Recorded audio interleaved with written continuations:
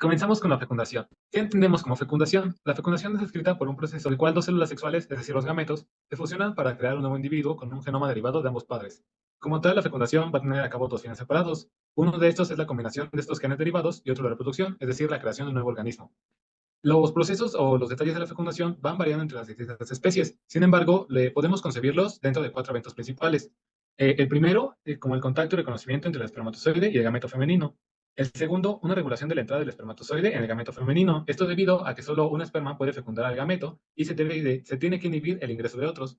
Pues en el tercero encontramos la fusión de material genético del espermatozoide y el gameto femenino y finalmente la activación del metabolismo de la célula o del cigoto, lo que da pie al desarrollo embrionario. Mencioné cómo que en la etapa 2 la regulación de la entrada del espermatozoide debe provenir del gameto femenino. ¿Cómo se logra esto? Bueno, la prevención de la polispermia puede llevarse a cabo a través de dos métodos. Uno de bloqueo rápido, en el cual el potencial de membrana de reposo del gameto femenino va a cambiar.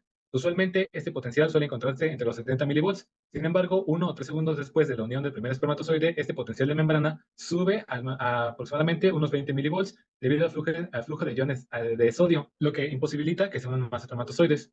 Por otro lado, el bloqueo lento es un bloqueo mecánico que ocurre 1 minuto después de la fusión exitosa del primer espermatozoide. Esta se lleva a cabo por gránulos corticales ubicados debajo de la membrana celular del óvulo. Lo que van a hacer estos van a liberar proteínas que cambian la conformación de la membrana, lo que va a hacer que se liberen espermatozoides que aún estaban intentando entrar al óvulo y que estaban adheridos a él. Una vez que se lleva a cabo este contacto y esta fusión de los núcleos, se produce lo que vendría siendo la activación de metabolismo dentro del cigoto, es decir, la célula que se forma una vez que se une el óvulo y el espermatozoide. La activación del metabolismo puede ser llevada a cabo por dos vías o puede dividirse en dos, principalmente las respuestas tempranas, producto de la concentración de iones de calcio y las ondas que estos producen, los cuales integran el cigoto al ciclo celular para que dentro de estas se puede incluir la conversión del NAD a NADP+, lo cual va a servir para la construcción de membranas requeridas en la segmentación. Por otro lado, las respuestas tardías van a activar la síntesis de DNA y síntesis de proteínas, producto del aumento del pH y la concentración de iones de calcio en el medio. Bueno, entonces se da la segmentación y lo que va a producir después va a ser una rápida serie de divisiones mitóticas, la cual se va a llamar una etapa de segmentación. Esta etapa de segmentación va a ser que se haga un aumento en el número de células y esta es división, o sea, este número de células se va a hacer un poco cada vez más pequeñas y a estas se les conoce como blastómeros, que es lo que se encuentran, por ejemplo, en la imagen de la izquierda. Cada uno de estos serían los blastómeros. Entonces, esta división mitótica va a depender también de la cantidad de vitelio y como se sabe, hay diferentes tipos de huevos, así que cada tipo de huevo va a tener un determinado tipo de vitelio y por lo tanto la segmentación va a variar dependiendo de la especie, ¿no? Bueno, en el caso de los humanos, cuando se da la división, al llegar a los 16 blastómeros se va a conocer como una mórula, justamente dando una referencia a la mora. En esta mórula va a haber dos tipos de masas celulares, la cual va a ser la membrana externa y la membrana de crecimiento interna. Y bueno, esta mórula va a estar justamente va a estar viajando por la trompa de falopio, donde ahí se fecundó, y va a llegar a la cavidad uterina. En la cavidad uterina va a haber este líquido justamente del útero y por el cual se va a introducir en la zona pelúcida. Entonces se da la introducción en la zona pelúcida y se va a ver una expansión. Así que las membranas celulares internas se van a desplazar al polo embrionario que se encuentra en la imagen del medio. En este caso, el polo embrionario sería el del norte, digamos, y el polo abembrionario sería el del sur, ¿no? Digamos así.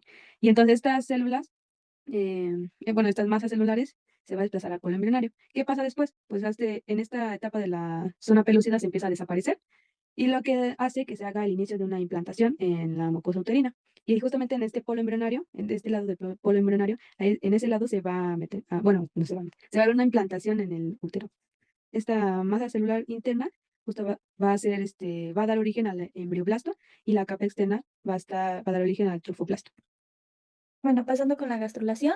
En la gastrulación pasamos de un disco bilaminar con dos capas germinativas, que serían la epiblasto y el hipoblasto, a un disco trilaminar con tres capas germinativas, que serían el ectodermo, mesodermo y endodermo. Bueno, en los eventos principales de la gastrulación tenemos que se crea una línea primitiva para formar las capas ya mencionadas y un desarrollo de la notocorda, que es súper importante para el desarrollo del tubo neuronal.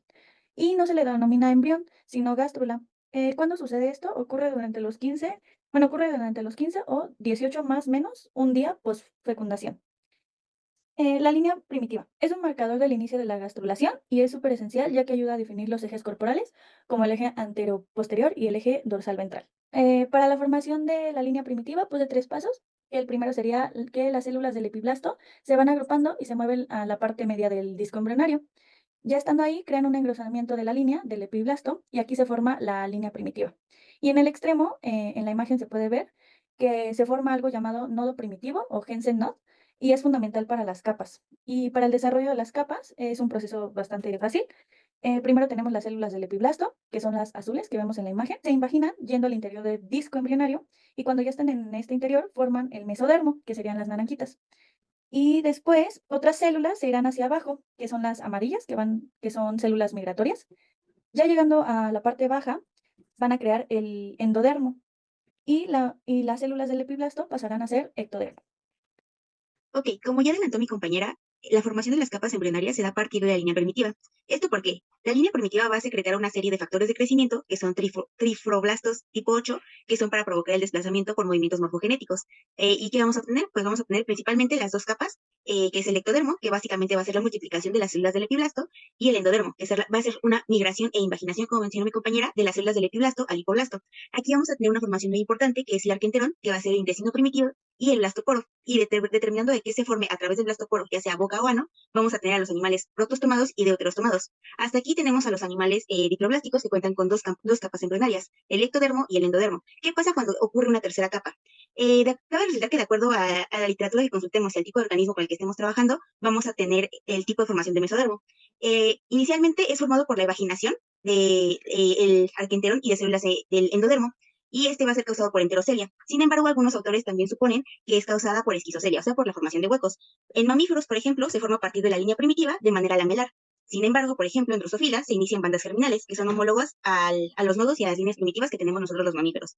Como dije, depende de la literatura que estemos consultando y de la especie que queramos trabajar, ya que puede haber de tipo teloblástico, de tipo de bandas, de tipo de enterocelia, de tipo de esquizocelia y lamelar. Bueno, y aquí solo es para mencionar muy vagamente y muy rápidamente algunos de los muchos tipos de movimientos morfogenéticos que ocurren para el desarrollo de estas capas, tales como los de involución, invaginación, epibolia, ingresión, también está la evaginación, pero son bastantes y no son exclusivos el uno del otro. Pueden estar sucediendo uno o dos al mismo tiempo sin necesidad de interrumpirse entre ellos.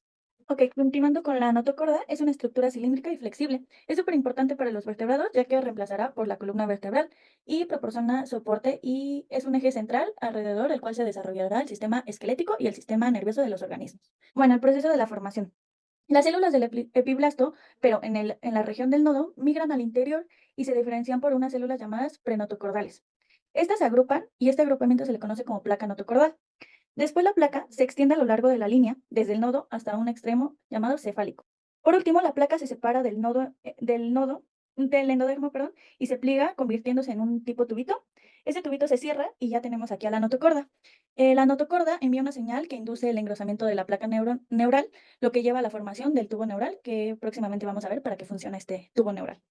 Bueno, ¿y por qué es importante que hablemos de las capas embrionarias? Porque su desarrollo y posterior diferenciación nos va a dar a lo que conocemos hoy en día en todos los organismos vivientes, animales claramente. Por ejemplo, en el ectodermo vamos a tener la formación del epiblasto y del neuroectodermo, que de este último se va a originar el tubo neural y la cresta neural, que son muy importantes para la formación del sistema nervioso. En el caso del mesodermo, por ejemplo, vamos a tener diversos tipos de mesodermo y cada uno nos va a dar un origen distinto. Por ejemplo, el intermedio nos va a dar el origen del sistema urogenital, o sea, gónadas y riñones.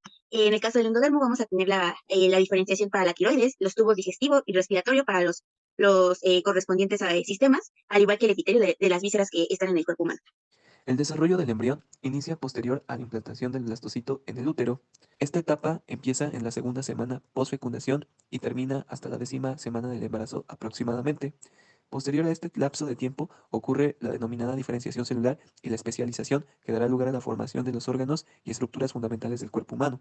Algunos de los eventos cruciales que ocurren en la fase embrionaria que son producto de la diferenciación celular y la especialización son la formación del tubo neural que dará lugar al cerebro y a la médula espinal, el desarrollo del corazón y los vasos sanguíneos, así como la aparición de los primeros glóbulos rojos o eritrocitos. El embrión de Drosophila, pues está demostrado que es un organismo pues muy útil para estudiar muchos aspectos del desarrollo embrionario.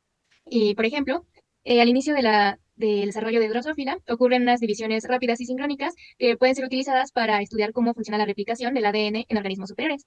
El desarrollo de Drosophila comienza con la fusión de los pronúcleos masculino y femenino. A partir de ahí se van a producir de manera rápida y sincronizada 13 divisiones sin citocinesis que van a producir un blastodermo sinticial compuesto de 6.000 células aproximadamente. Y hasta este momento, todos los procesos que ha sufrido el embrión se hicieron utilizando los productos que se generaron en la ovogénesis de la madre. Posteriormente, se van a generar dos gradientes para definir los polos anterior y posterior. Estos gradientes van a ser formados por genes de efecto materno. Y después existen genes gap que se van a activar dependiendo del sitio donde se encuentren los núcleos. Por ejemplo, si se encuentran en la parte anterior, se van a activar los genes Hunchback. Si se encuentran en la parte media, se van a activar los genes Kruppel, y en la parte posterior, los genes Knips. Posteriormente, los genes de reglas de pares se van a dividir para definir segmentos en el embrión. Y los genes de segmentos polares van a dividir a estos segmentos en anterior y posterior. Finalmente, los genes selectores homeóticos van a especificar la identidad de cada segmento que dará origen al nuevo individuo.